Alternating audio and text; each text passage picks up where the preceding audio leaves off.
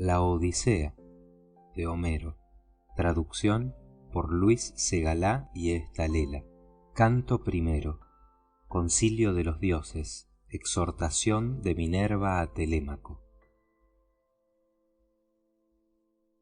Háblame, musa, de aquel varón de multiforme ingenio, que después de destruir la sacra ciudad de Troya, anduvo peregrinando larguísimo tiempo. Vio las poblaciones y conoció las costumbres de muchos hombres, y padeció en su ánimo gran número de trabajos en su navegación por el Ponto, en cuanto procuraba salvar su vida y la vuelta de sus compañeros a la patria. Mas ni aun así pudo librarlos como deseaba, y todos perecieron por sus propias locuras. Insensatos, comiéronse las vacas del Sol, hijo de Hiperión, el cual no permitió que les llegara el día del regreso. Oh diosa, hija de Júpiter, cuéntanos, aunque no sea más que una parte de tales cosas. Ya en aquel tiempo, los que habían podido escapar de una muerte horrorosa estaban en sus hogares, salvos de los peligros de la guerra y del mar, y solamente Ulises, que tan gran necesidad sentía de restituirse a su patria y ver a su consorte, hallábase detenido en hueca gruta por Calipso, la ninfa veneranda, la divina entre las deidades, que anhelaba tomarlo por esposo. Con el transcurso de los años llegó por fin la época en que los dioses habían decretado que volviese a su patria, a Ítaca, aunque no por eso debía poner fin a sus trabajos, ni siquiera después de juntarse con los suyos. Y todos los dioses le compadecían, a excepción de Neptuno, que permaneció constantemente airado contra el divinal Ulises hasta que el héroe no arribó a su tierra. Mas entonces habíase ido Neptuno al lejano pueblo de los etíopes, los cuales son los postreros de los hombres, y forman dos grupos que habitan respectivamente hacia el ocaso y hacia el orto del sol, para asistir a una hecatombe de toros y de corderos.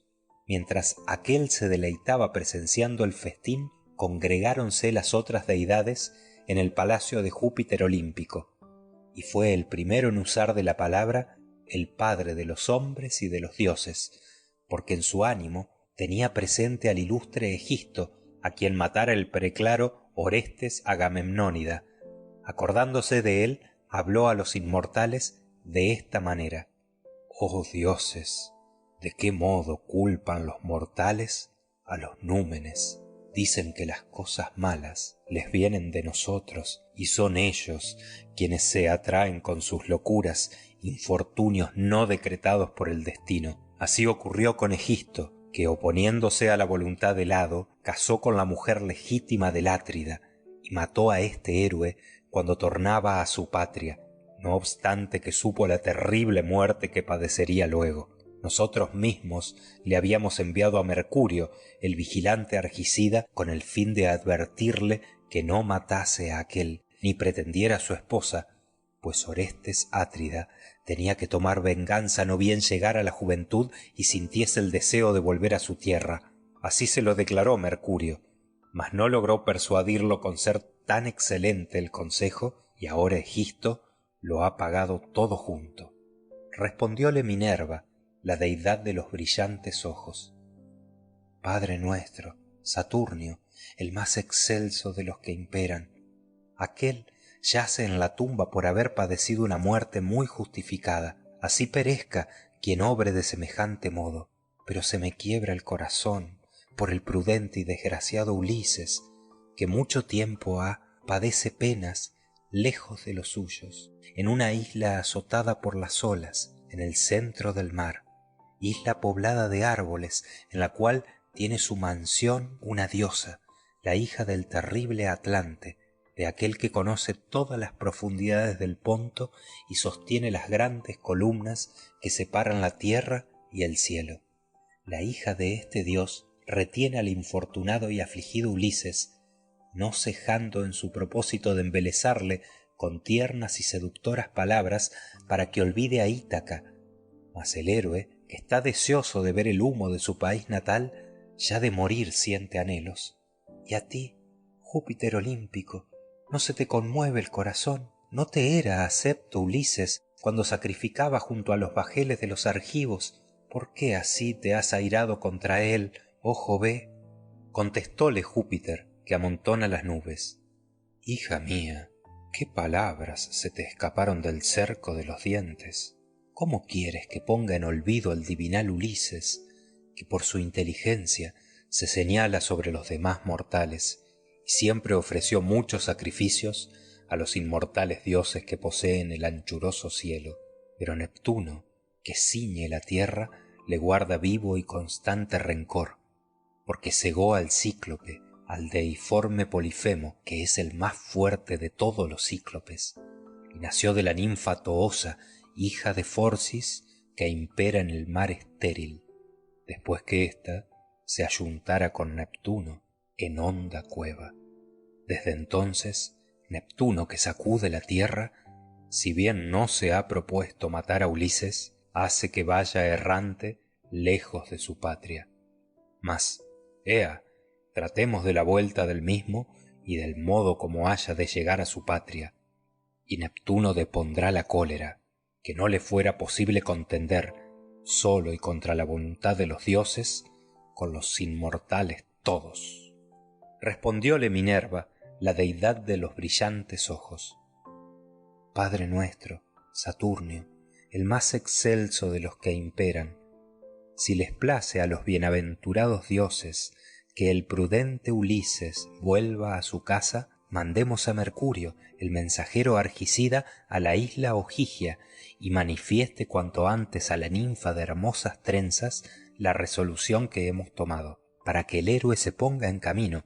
Yo, en tanto, yéndome a Ítaca, instigaré vivamente a su hijo y le infundiré valor en el pecho para que llame al ágora a los aqueos de larga cabellera y prohíba la entrada en el palacio a todos los pretendientes, que de continuo le degüellan muchísimas ovejas y flexípedes bueyes de retorcidos cuernos, y le llevaré después a Esparta y a la arenosa Pilos, para que, preguntando y viendo si puede adquirir noticias de su padre, consiga ganar honrosa fama entre los hombres. Dicho esto, calzóse los áureos divinos talares que la llevaban sobre el mar y sobre la tierra inmensa con la rapidez del viento, y asió la lanza fornida de punta de bronce, ponderosa, luenga, robusta, con que la hija del prepotente padre destruye filas enteras de hombres siempre que contra ellos monta en cólera. Descendió presurosa de las cumbres del Olimpo y, encaminándose al pueblo de Ítaca, detúvose en el vestíbulo de la morada de Ulises, en el umbral que precedía al patio. Minerva empuñaba la broncínea lanza y había tomado la figura de un extranjero, Dementes, rey de los Tafios. Halló a los soberbios pretendientes que, para recrear el ánimo, jugaban a los dados ante la puerta de la casa, sentados sobre cueros de bueyes que ellos mismos mataran. Varios heraldos y diligentes servidores mezclábanles vino y agua en las crateras, y otros limpiaban las mesas con esponjas de muchos ojos, colocábanlas en su sitio y trinchaban carne en abundancia. Fue el primero en advertir la presencia de la diosa el deiforme Telémaco, pues se hallaba en medio de los pretendientes, con el corazón apesadumbrado, y tenía el pensamiento fijo en su valeroso padre por si, volviendo, dispersase a aquéllos y recuperara la dignidad real y el dominio de sus riquezas. Tales cosas meditaba, sentado con los pretendientes, cuando vio a Minerva. A la hora fuese derecho al vestíbulo, muy indignado en su corazón de que un huésped tuviera que esperar tanto tiempo en la puerta. Asió por la mano a la diosa, tomóle la broncínea lanza y le dijo estas aladas palabras: salve, huésped, entre nosotros has de recibir amistoso acogimiento, y después que hayas comido nos dirás si necesitas algo. Hablando así, empezó a caminar, y Palas Minerva le fue siguiendo. Ya en el interior del excelso palacio, Telémaco arrimó la lanza a una alta columna, metiéndola en la pulimentada lancera donde había muchas lanzas del paciente Ulises. Hizo sentar a la diosa en un sillón, después de tender en el suelo linda alfombra bordada y de colocar el escabel para los pies, y acercó para sí una labrada silla, poniéndolo todo aparte de los pretendientes para que el huésped no le desplaciera la comida, molestado por el tumulto de aquellos varones soberbios, y él a su vez pudiera interrogarle sobre su padre ausente. Una esclava les dio aguamanos que traía en magnífico jarro de oro y vertió en fuente de plata, y les puso delante una pulimentada mesa. La veneranda despensera trájoles pan y dejó en la mesa buen número de manjares, obsequiándoles con los que tenía reservados. El trinchante sirvióles platos de carne de todas suertes y colocó a su vera áureas copas, y un heraldo se acercaba a menudo para escanciarles vino. Ya en esto entraron los orgullosos pretendientes. Apenas se hubieran sentado por orden en sillas y sillones, los heraldos diéronles aguamanos, las esclavas amontonaron el pan en los canastillos, los mancebos llenaron las crateras y todos los comensales echaron mano a las viandas que les habían servido. Satisfechas las ganas de comer y de beber, ocupáronles el pensamiento otras cosas, el canto y el baile, que son los ornamentos del convite. Un heraldo puso la bellísima cítara en las manos de Femio, a quien obligaban a cantar ante los pretendientes, y mientras Femio comenzaba al son de la cítara un hermoso canto, Telémaco dijo estas razones a Minerva, la de los brillantes ojos, después de aproximar su cabeza a la deidad para que los demás no se enteraran. Caro huésped, ¿te enojarás conmigo por lo que voy a decir? Estos solo se ocupan en cosas tales como la cítara y el canto, y nada les cuesta, pues devoran impunemente la hacienda de otro, la de un varón cuyos blancos huesos se pudren en el continente por la acción de la lluvia, o los revuelven las olas en el seno del mar. Si le vieran aportar a Ítaca, preferirían tener los pies ligeros a ser ricos de oro y de vestidos. Mas aquel ya murió, víctima de su aciago destino, y no hay que esperar en su tornada, aunque alguno de los hombres terrestres afirme que aún ha de volver. El día de su regreso no amanecerá jamás. Pero, ea, habla y responde sinceramente. ¿Quién eres y de qué país procedes? ¿Dónde se hallan tu ciudad y tus padres? ¿En cuál embarcación llegaste? ¿Cómo los marineros te trajeron a Ítaca? ¿Quiénes se precian de ser? Pues no me figuro que hayas venido andando. Dime también la verdad de esto para que me entere. ¿Vienes ahora por primera vez o has sido huésped de mi padre? Que son muchos los que conocen nuestra casa, porque Ulises acostumbraba visitar a los demás hombres. Respondióle Minerva, la deidad de los brillantes ojos. De todo esto voy a informarte circunstanciadamente. Me jacto de ser Mentes, hijo del belicoso Anquíalo, y de reinar sobre los tafios, amante de manejar los remos. He llegado en mi galera, con mi gente, pues navego por el vinoso Ponto hacia unos hombres que hablan otro lenguaje. Voy a Temesa para traer bronce, llevándoles luciente hierro. Anclé la embarcación cerca del campo, antes de llegar a la ciudad, en el puerto Retro que está al pie del selvoso Nello. Nos cabe la honra de que ya nuestros progenitores se daban mutua hospitalidad desde muy antiguo, como se los puedes preguntar al héroe Laertes, el cual, según me han dicho, ya no viene a la población, sino que mora en el campo, atorméntanle los pesares, y tiene una anciana esclava que le apareja la comida y le da de beber cuando se le cansan los miembros de arrastrarse por la fértil viña.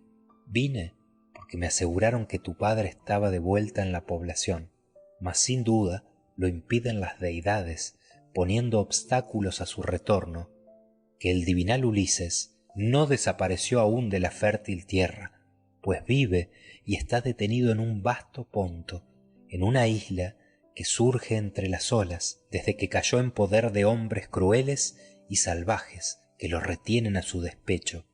Voy ahora a predecir lo que ha de suceder. según los dioses me lo inspiran en el ánimo, y yo creo que ha de verificarse, porque no soy adivino ni hábil intérprete de sueños. Aquel no estará largo tiempo fuera de su patria, aunque lo sujeten férreos vínculos. Antes hallará algún medio para volver, ya que es ingenioso en sumo grado. Mas, ea, habla y dime con sinceridad si eres el hijo del propio Ulises. Es extraordinario tu parecido en la cabeza y en los bellos ojos con Ulises. Y bien lo recuerdo, pues nos reuníamos a menudo antes de que se embarcara para Troya, a donde fueron los príncipes argivos en las cóncavas naos. Desde entonces ni yo lo he visto, ni él a mí. Contestóle el prudente Telémaco: voy a hablarte, oh huésped, con gran sinceridad. Mi madre afirma que soy hijo de aquel, y no sé más, que nadie consiguió conocer por sí su propio linaje. Ojalá que fuera vástago de un hombre dichoso que envejeciese en su casa, rodeado de sus riquezas. Mas ahora dicen que desciendo, ya que me lo preguntas, del más infeliz de los mortales hombres. Replicóle Minerva, la deidad de los brillantes ojos: los dioses no deben de haber dispuesto que tu linaje sea oscuro, cuanto Penélope te ha parido cual eres. Mas, ea, habla y dime con franqueza, ¿qué comida, qué reunión es esta? ¿Y qué necesidad tienes de darla? ¿Se celebra un convite o un casamiento? Que no nos hallamos evidentemente en un festín a escote. Paréceme que los que comen en el palacio con tal arrogancia ultrajan a alguien, pues cualquier hombre sensato se indignaría al presenciar sus muchas torpezas.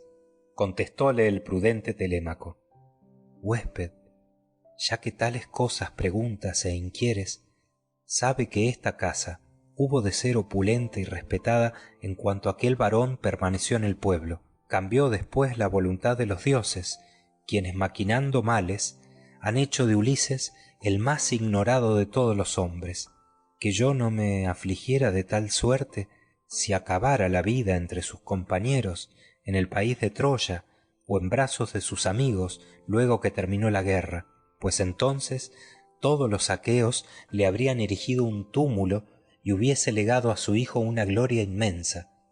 Ahora desapareció sin fama, arrebatado por las arpías. Su muerte fue oculta e ignota, y tan solo me dejó pesares y llanto. Y no me lamento y gimo únicamente por él, que los dioses me han enviado otras funestas calamidades. Cuantos próceres mandan en las islas, en Duliquio, en Same y en la selvosa Zacinto, y cuantos imperan en la áspera Ítaca, todos pretenden a mi madre y arruinan nuestra casa. Mi madre ni rechaza las odiosas nupcias, ni sabe poner fin a tales cosas, y aquellos comen y agotan mi hacienda, y pronto acabarán conmigo mismo. Contestóle Minerva, muy indignada: oh dioses, qué falta no te hace el ausente Ulises, para que ponga las manos en los desvergonzados pretendientes. Si tornara y apareciera ante el portal de esta casa, con su yelmo, su escudo y sus 2 lanzas, como la primera vez que le vi en la mía, bebiendo y recreándose, cuando volvió de Éfira, del palacio de Hilo Mermérida. Fue allá, en su velera nave, por un veneno mortal con el que pudiese teñir las broncíneas flechas, pero Hilo, temeroso de los sempiternos dioses, no se lo proporcionó, y entregóselo mi padre, que le quería muchísimo. Sí, pues, mostrándose tal, se encontrara Ulises con los pretendientes, fuera corta la vida de éstos y bien amargas sus nupcias, mas está puesto en mano de los dioses si ha de volver y tomar venganza en su palacio. Y te exhorto a que desde luego medites cómo arrojarás de aquí a los pretendientes. Óyeme si te place y presta atención a mis palabras. Mañana convoca en el ágora a los héroes aqueos, háblales a todos y sean testigos las propias deidades. Intima a los pretendientes que se separen, yéndose a sus casas, y si a tu madre el ánimo la mueve a casarse, vuelva al palacio de su muy poderoso padre y allí le dispondrán las nupcias y le aparejarán una dote tan cuantiosa como debe llevar una hija amada. También a ti te daré un prudente consejo por si te decidieras a seguirlo. Apresta la mejor embarcación que hallares, con 20 remeros. Ve a preguntar por tu padre, cuya ausencia se hace ya tan larga, y quizás algún mortal te hablará del mismo, o llegará a tus oídos la fama que procede de Júpiter y es la que más difunde la gloria de los hombres.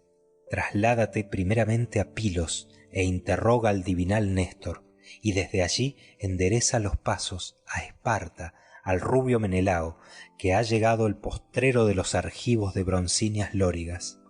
Si oyeres decir que tu padre vive y ha de volver, súfrelo todo un año más, aunque estés afligido.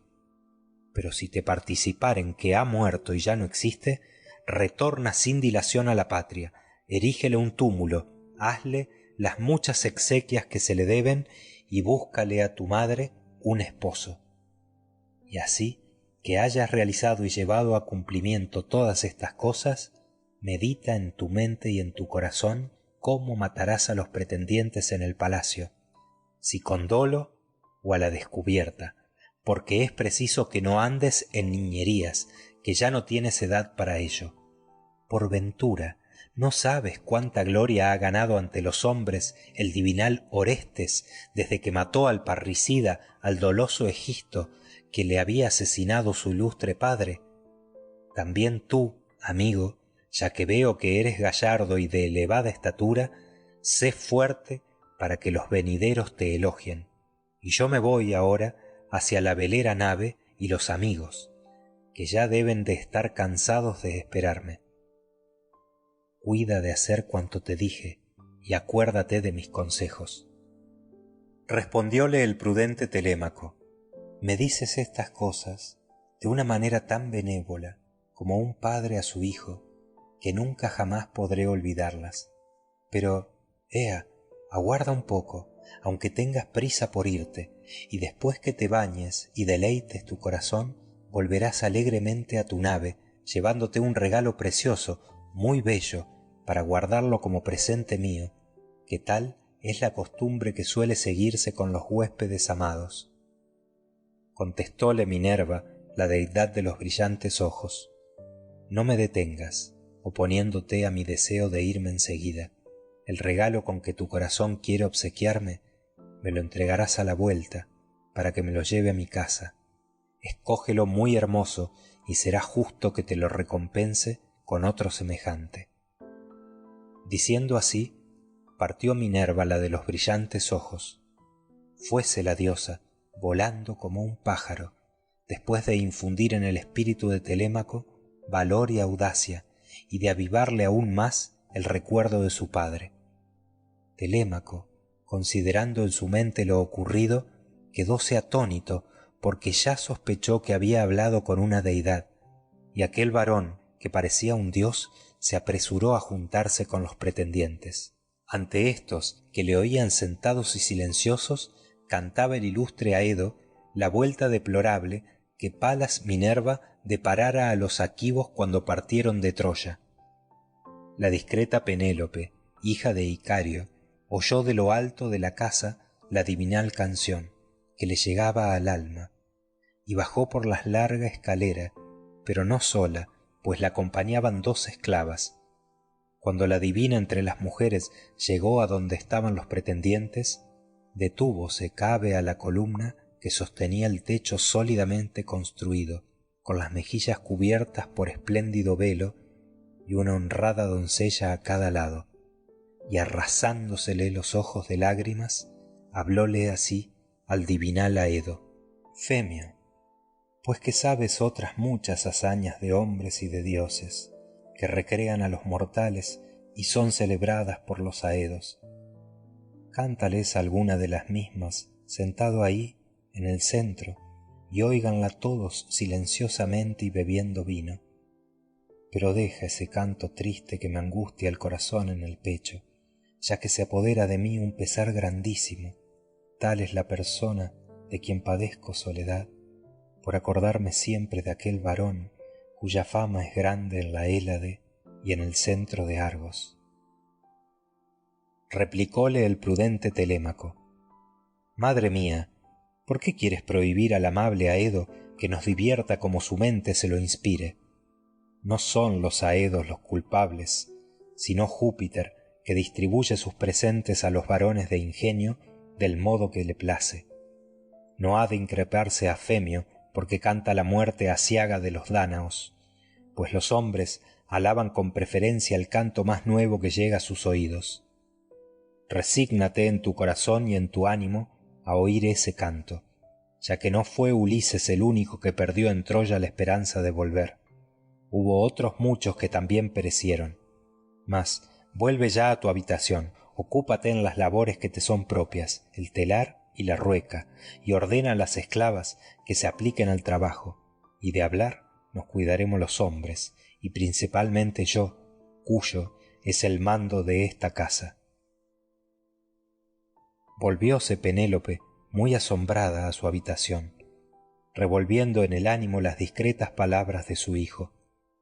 Y así que hubo subido con las esclavas a lo alto de la casa, echóse a llorar por Ulises, su caro consorte, hasta que Minerva, la de los brillantes ojos, le difundió en los párpados el dulce sueño. Los pretendientes movían alboroto en la oscura sala, y todos deseaban acostarse con Penélope en su mismo lecho, mas el prudente Telémaco comenzó a decirles: pretendientes de mi madre, que os portáis con orgullosa insolencia, gocemos ahora del festín y cesen vuestros gritos, pues es muy hermoso escuchar a un Aedo como este, tan parecido por su voz a las propias deidades. Al romper el alba nos reuniremos en el ágora para que yo os diga sin rebozo que salgáis del palacio, disponed otros festines y comeos vuestros bienes, convidaos sucesiva y recíprocamente en vuestras casas. Mas si os pareciere mejor y más acertado destruir impunemente los bienes de un solo hombre, seguid consumiéndolos, que yo invocaré a los sempiternos dioses por si algún día nos concede Júpiter que vuestras obras sean castigadas, y quizás muráis en este palacio sin que nadie os vengue. Así dijo, y todos se mordieron los labios, admirándose de que Telémaco les hablase con tanta audacia. Pero Antinoo, hijo de Eupites, le repuso diciendo: Telémaco, son ciertamente los mismos dioses quienes te enseñan a ser grandílocuo y a arengar con audacia, mas no quiera el Saturnio que llegues a ser rey de Ítaca, rodeada por el mar, como te corresponde por el linaje de tu padre. Contestóle el prudente Telémaco: Antinoo, ¿te enfadarás acaso por lo que voy a decir? Es verdad que me gustaría hacerlo, si Júpiter me lo concediera. ¿Crees por ventura que el reinar sea la peor desgracia para los hombres? No es malo ser rey, porque la casa del mismo se enriquece pronto y su persona se ve más honrada. Pero muchos príncipes aquivos, entre jóvenes y ancianos, viven en Ítaca, rodeada por el mar. Reine cualquiera de ellos, ya que murió el divinal Ulises, y yo seré señor de mi casa y de los esclavos que éste adquirió para mí como botín de guerra. Respondióle Eurímaco, hijo de Polibo: Telémaco, está puesto en mano de los dioses cuál de los aqueos ha de ser el rey de Ítaca, rodeada por el mar. Pero tú sigue disfrutando de tus bienes, manda en tu palacio, y jamás, mientras Ítaca sea habitada, venga hombre alguno a despojarte de los mismos contra tu querer. Y ahora, óptimo Telémaco, deseo preguntarte por el huésped: ¿de dónde vino tal sujeto? ¿De qué tierra se gloría de ser? ¿En qué país se hallan su familia y su patria? ¿Te ha traído noticias de la vuelta de tu padre o ha llegado con el único propósito de cobrar alguna deuda? ¿Cómo se levantó y se fue tan rápidamente sin aguardar a que le conociéramos? Dado su aspecto, no debe ser un miserable.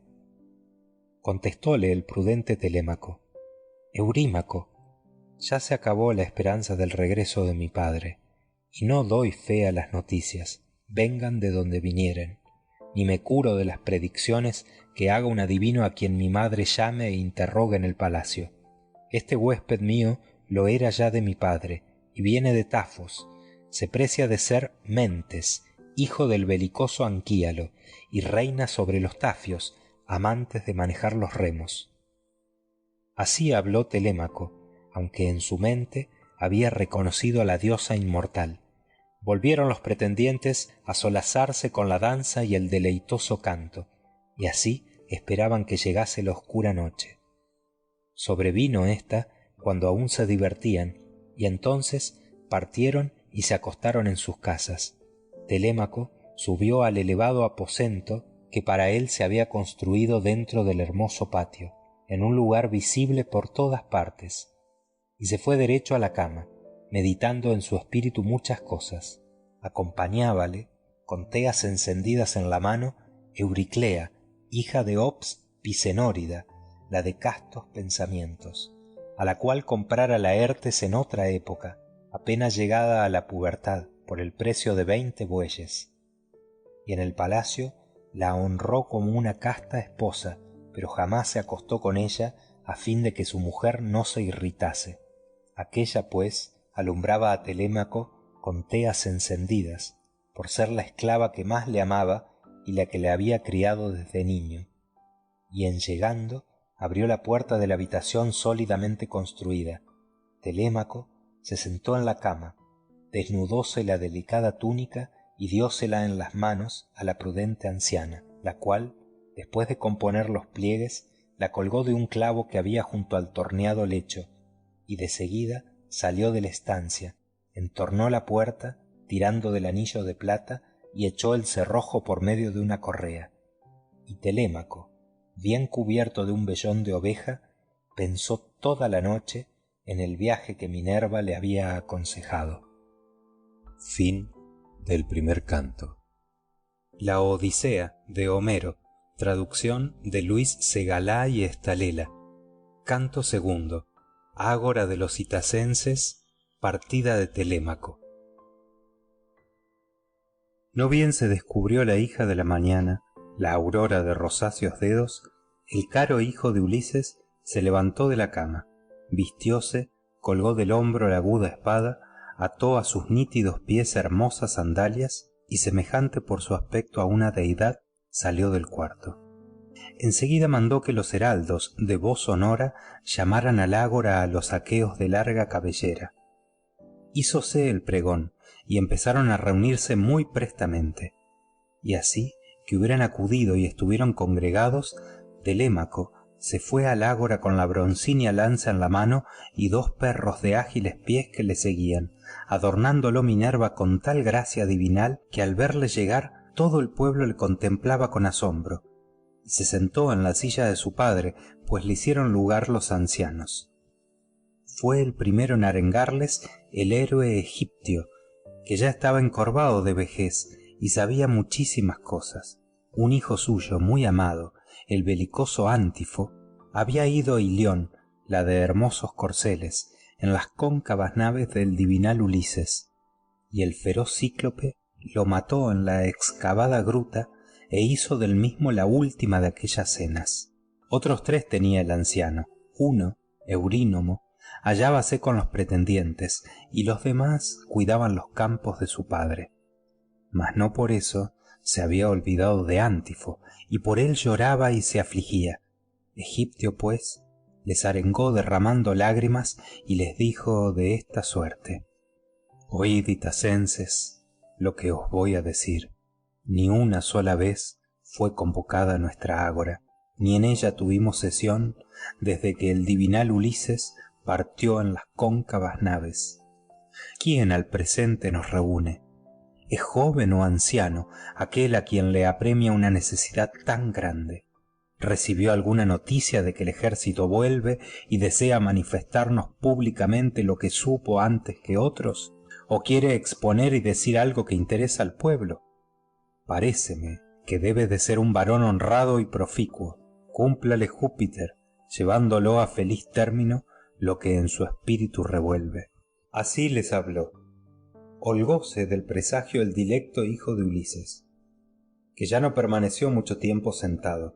Deseoso de arengarles, se levantó en medio del ágora, y el heraldo Pisenor, que sabía dar prudentes consejos, le puso el cetro en la mano. Telémaco, dirigiéndose primeramente al viejo, se expresó de esta guisa: oh anciano, no está lejos ese hombre, y ahora sabrás que quien ha reunido al pueblo soy yo, que me hallo sumamente afligido. Ninguna noticia recibí de la vuelta del ejército para que pueda manifestaros públicamente lo que haya sabido antes que otros, y tampoco quiero exponer ni decir cosa alguna que interese al pueblo. Trátase de un asunto particular mío, de la doble cuita que se entró por mi casa.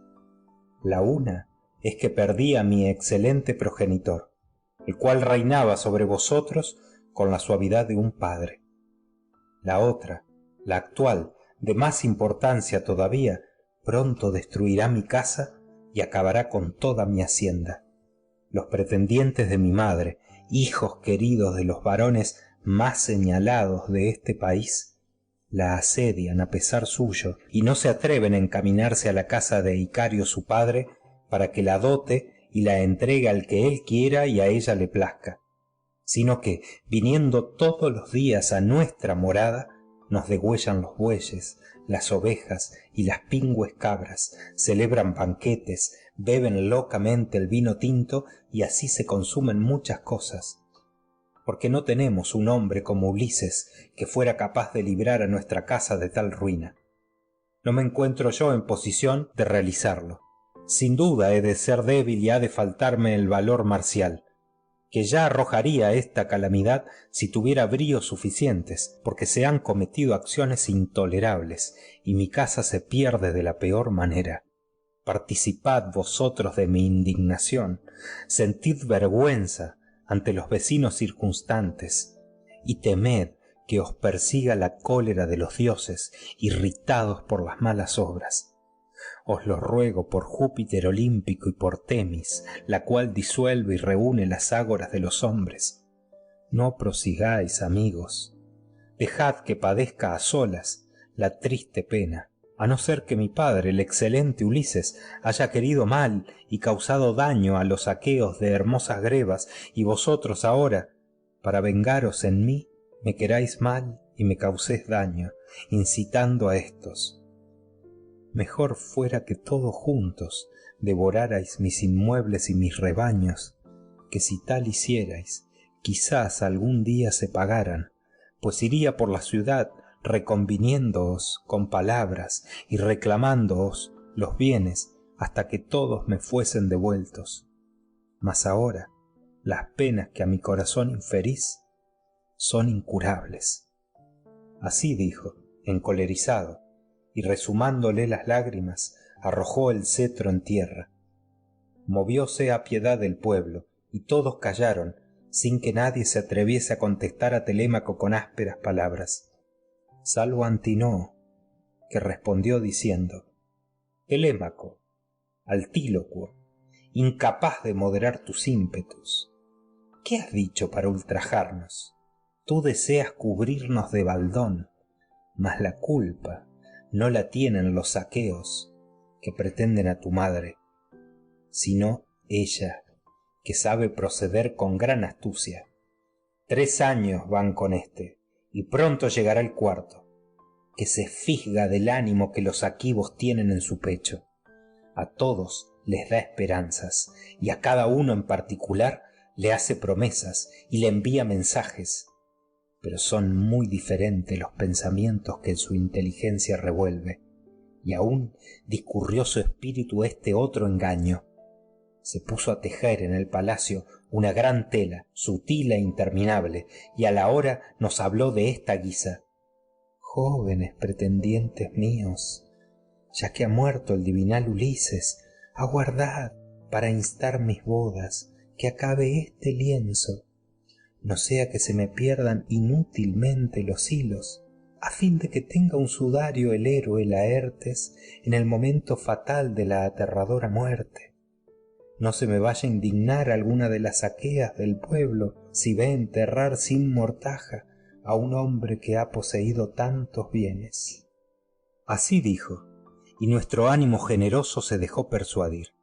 Desde aquel instante pasaba el día labrando la gran tela, y por la noche, tan luego como se alumbraba con las antorchas, deshacía lo tejido. De esta suerte logró ocultar el engaño y que sus palabras fueran creídas por los aqueos durante un trienio más. Así que vino el cuarto año y volvieron a sucederse las estaciones, nos lo reveló una de las mujeres que conocía muy bien lo que pasaba, y sorprendimos a Penélope destejiendo la espléndida tela. Así fue como, mal de su grado, se vio en la necesidad de acabarla. Oye, pues, lo que te responden los pretendientes, para que lo sepa tu espíritu y lo sepan también los aqueos todos.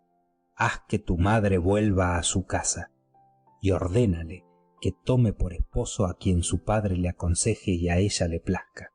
Y si atormentare largo tiempo a los aqueos, confiando en las dotes que Minerva le otorgó en tal abundancia, ser diestra en labores primorosas, gozar de un buen juicio y valerse de astucias que jamás hemos oído decir que conocieran las anteriores Aquivas, Tiro, Alcmena y Micene, la de hermosa diadema, pues ninguna concibió pensamientos semejantes a los de Penélope, no se habrá decidido por lo más conveniente, ya que tus bienes y riquezas serán devorados mientras siga con el propósito que los dioses le infundieron en el pecho. Ella ganará ciertamente mucha fama, pero a ti te quedará tan solo la añoranza de los copiosos bienes que hayas poseído, y nosotros ni tornaremos a nuestros negocios, ni nos llegaremos a otra parte, hasta que Penélope no se haya casado con alguno de los aqueos. Contestóle el prudente Telémaco: Antinoo, no es razón que eche de mi casa contra su voluntad a la que me dio el ser y me ha criado. Mi padre quizás esté vivo en otra tierra, quizás haya muerto, pero me será gravoso haber de restituir a Icario muchísimas cosas si voluntariamente le envío a mi madre. Y entonces no sólo padeceré infortunios a causa de la ausencia de mi padre, sino que los dioses me causarán otros, pues mi madre al salir de la casa imprecará las odiosas furias y caerá sobre mí la indignación de los hombres. Jamás, por consiguiente, daré yo semejante orden. Si os indigna el ánimo lo que ocurre, salid del palacio, disponed otros festines y comeos vuestros bienes, convidándoos sucesiva y recíprocamente en vuestras casas. Pero si os parece mejor y más acertado destruir impunemente los bienes de un solo hombre, seguid consumiéndolos, que yo invocaré a los sempiternos dioses por si algún día nos concede Júpiter que vuestras obras sean castigadas, y quizás muráis en este palacio sin que nadie os vengue. Así habló Telémaco, y el longividente Júpiter envióle 2 águilas que echaron a volar desde la cumbre de un monte.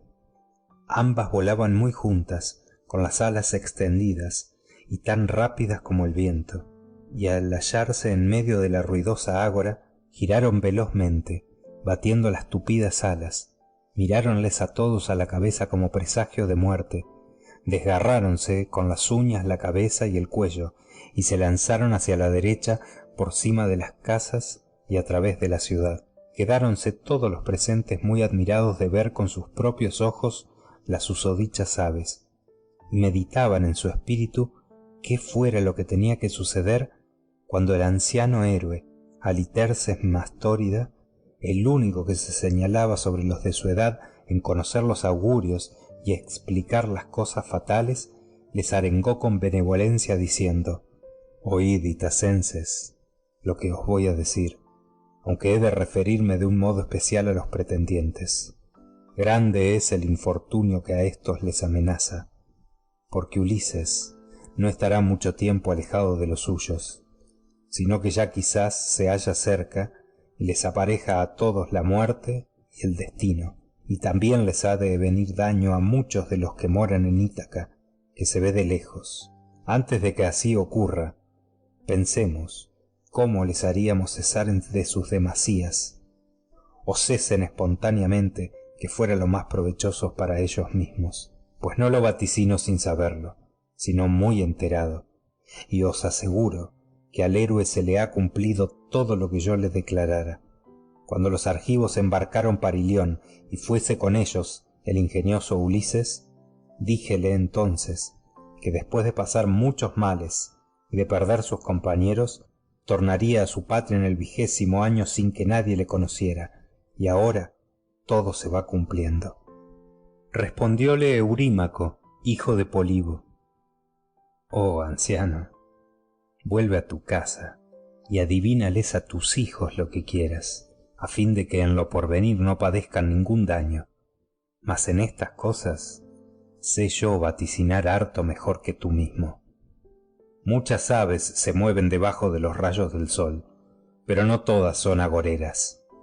Ulises murió lejos de nosotros, y tú debieras haber perecido con él, y así no dirías tantos vaticinios, ni incitarías al irritado Telémaco, esperando que mande algún presente a tu casa. Lo que ahora voy a decir se cumplirá. Si tú, que conoces muchas cosas antiquísimas, engañares con tus palabras a ese hombre más mozo, y le incitares a que permanezca airado, primeramente será mayor su aflicción, pues no por las predicciones le será dable proceder de otra suerte. Y a ti, oh anciano, te impondremos una multa para que te duela el pagarla y te cause grave pesar. Yo mismo, delante de todos vosotros, daré a Telémaco un consejo. Ordene a su madre que torne a la casa paterna, y allí le dispondrán las nupcias y le aparejarán una dote tan cuantiosa como debe llevar una hija amada. No creo que hasta entonces desistamos los jóvenes aquivos de nuestra laboriosa pretensión, porque no tememos absolutamente a nadie, ni siquiera a Telémaco, a pesar de su facundia, ni nos curamos de la vana profecía que nos haces y por la cual has de sernos aún más odioso. Sus bienes serán devorados de la peor manera, como hasta aquí, sin que jamás se le indemnice, en cuanto Penélope entretenga a los aqueos con diferir la boda. Y nosotros, esperando día tras día, competiremos unos con otros por sus eximias prendas y no nos dirigiremos a otras mujeres que nos pudieran convenir para casarnos. Contestóle el prudente Telémaco: Eurímaco, y cuantos sois ilustres pretendientes, no os he de suplicar ni arengar más acerca de esto, porque ahora ya están enterados los dioses y los aqueos todos. Mas, ea, proporcionadme una embarcación muy velera y 20 compañeros que me abran camino acá y allá del Ponto. Iré a Esparta y a la arenosa Pilos a preguntar por el regreso de mi padre, cuya ausencia se hace ya tan larga. Quizás algún mortal me hablará del mismo, o llegará a mis oídos la fama que procede de Júpiter y es la que más difunde la gloria de los hombres. Si oyere decir que mi padre vive y ha de volver, lo sufriré todo un año más, aunque estoy afligido. Pero si me participaran que ha muerto y ya no existe, retornaré sin dilación a la patria, le erigiré un túmulo, le haré las muchas exequias que se le deben y a mi madre le buscaré un esposo. Cuando así hubo hablado, tomó asiento. Entonces levantóse Mentor, el amigo del preclaro Ulises. Este, al embarcarse, le había encomendado su casa entera para que los suyos obedeciesen al anciano y él se lo guardara todo y lo mantuviese en pie. Y benévolo les arengó del siguiente modo: Oíd, itacenses, lo que os voy a decir. Ningún rey que empuñe cetro sea benigno, ni blando, ni suave, ni ocupe la mente en cosas justas. Antes, al contrario, obre siempre con crueldad y lleve al cabo acciones nefandas. Ya que nadie se acuerda del divinal Ulises entre los ciudadanos, sobre los cuales reinaba con la suavidad de un padre. Y no aborrezco tanto a los orgullosos pretendientes por la violencia con que proceden, llevados de sus malos propósitos, pues si devoran la casa de Ulises, ponen a ventura sus cabezas y creen que el héroe ya no ha de volver. Como me indigno contra la restante población, al contemplar que permanecéis sentados y en silencio, sin que intentéis, sin embargo, de ser tantos, refrenar con vuestras palabras a los pretendientes, que son pocos. Respondióle Leócrito Evenórida: Mentor perverso e insensato, ¿qué dijiste? ¿Incitarles a que nos hagan desistir?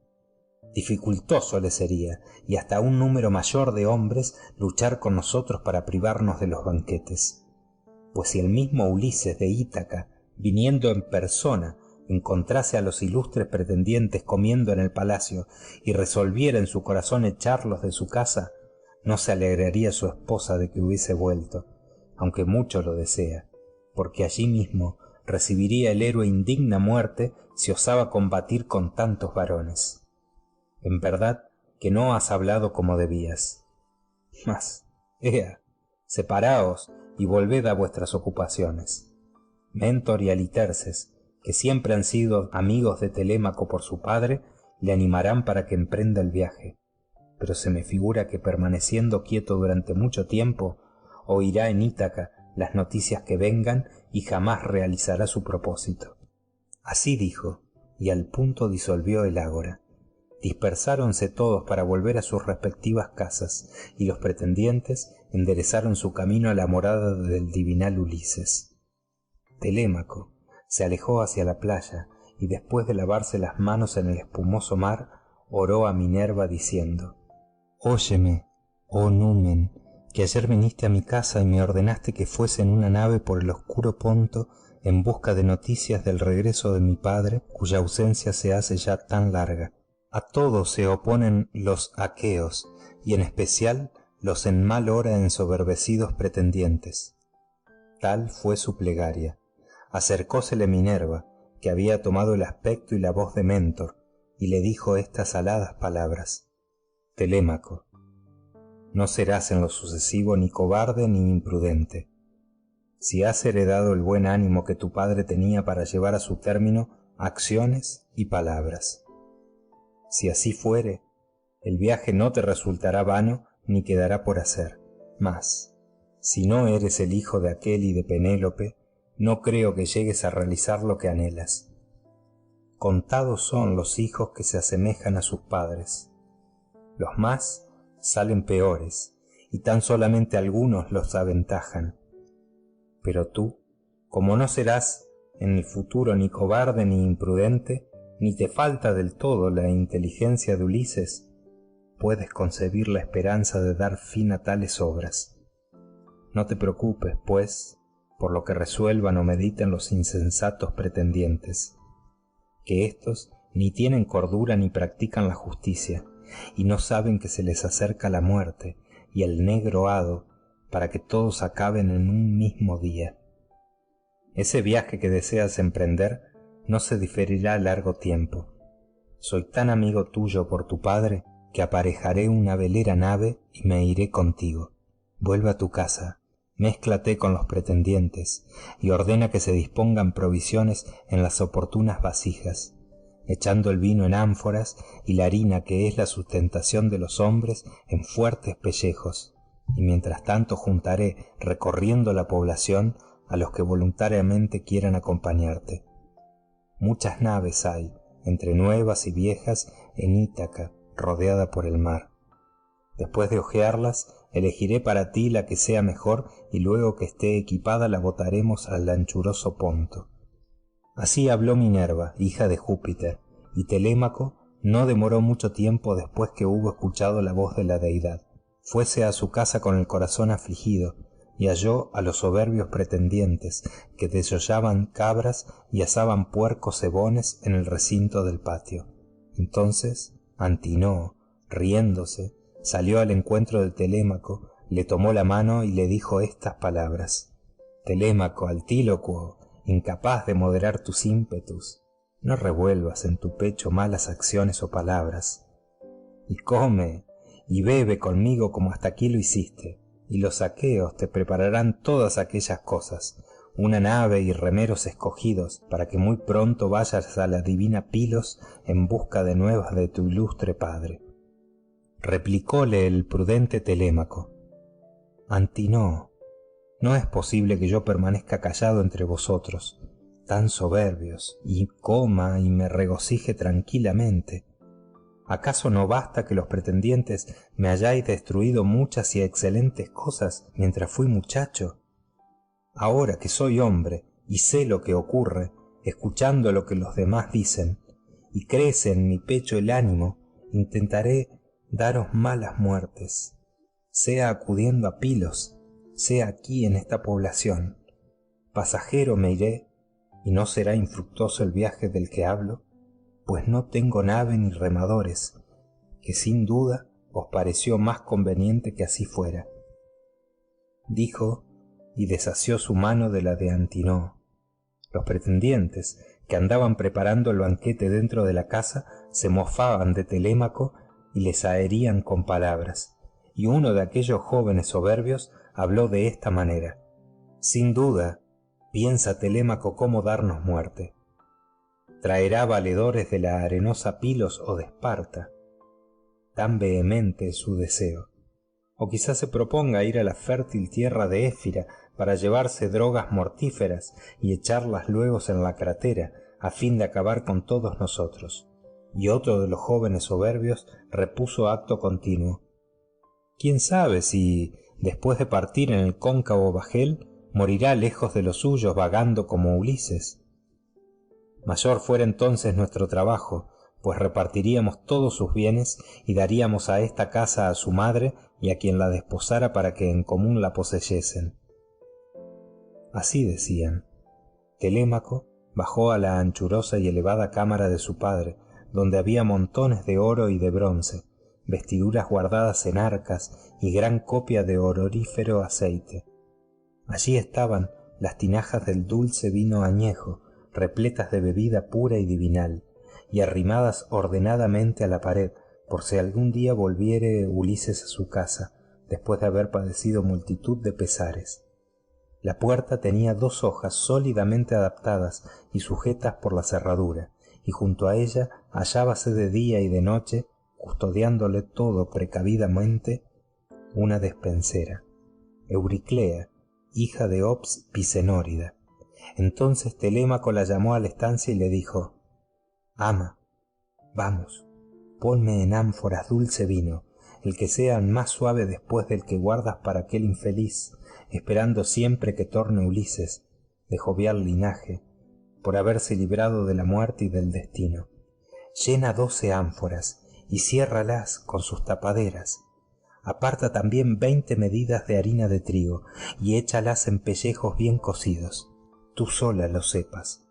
Esté todo aparejado y junto, pues vendré a tomarlo al anochecer, así que mi madre se vaya arriba a recogerse, que quiero hacer un viaje a Esparta y a la arenosa Pilos, por si logro averiguar u oír algo del regreso de mi padre. Así habló. Echóse a llorar su ama Euriclea, y suspirando, díjole estas aladas palabras: hijo amado, ¿cómo te ha venido a las mientes tal propósito?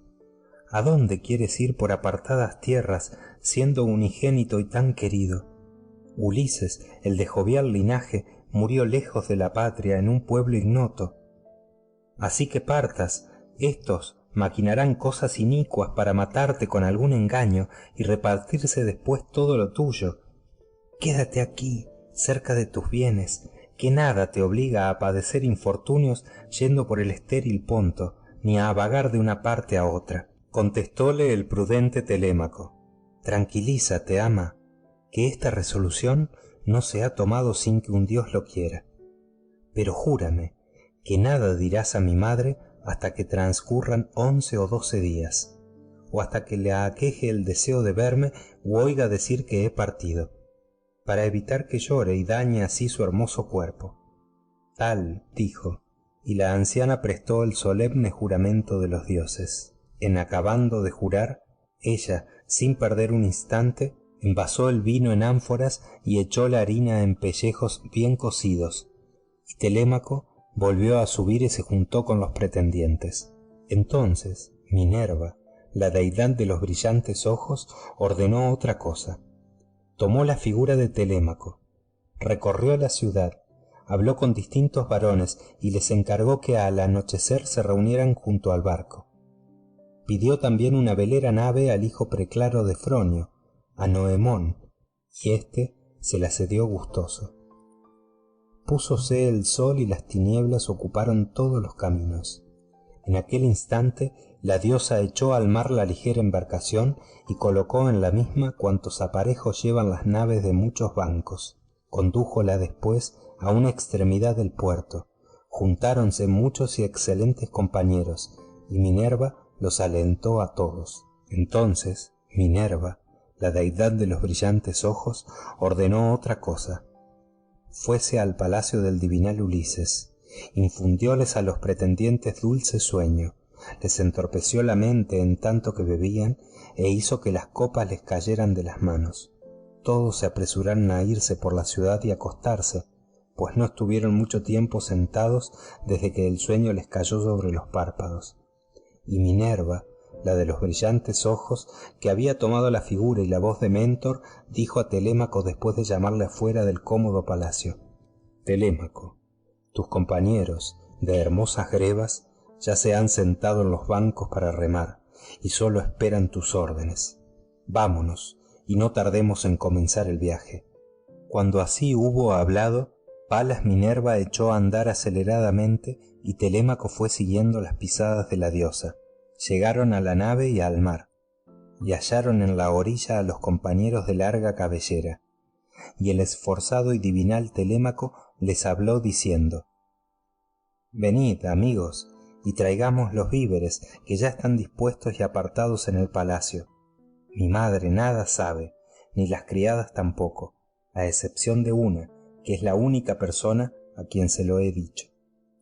Cuando así hubo hablado, se puso en camino y los demás le siguieron. Enseguida se lo llevaron todo y lo cargaron en la nave de muchos bancos, como el amado hijo de Ulises lo ordenara. Acto continuo embarcóse Telémaco, precedido por Minerva, que tomó asiento en la popa y él a su lado, mientras los compañeros quitaban las amarras y se acomodaban en los bancos. Minerva, la de los brillantes ojos, envióles próspero viento, el fuerte céfiro, que resonaba por el vinoso Ponto. Telémaco exhortó a sus compañeros, mandándoles que aparejasen la jarcia, y su amonestación fue atendida. Izaron el mástil de abeto, lo metieron en el travesaño, lo ataron con sogas, y al instante descogieron la blanca vela con correas bien torcidas. Hinchó el viento la vela, y las purpúreas olas resonaban en torno de la quilla mientras la nave corría siguiendo su rumbo. Así que hubieran atado los aparejos a la veloz nave negra, levantaron cráteras rebosantes de vino e hicieron libaciones a los sempiternos inmortales dioses, y especialmente a la hija de Júpiter, la de los brillantes ojos. Y la nave continuó su rumbo toda noche y la siguiente aurora. Fin del segundo canto.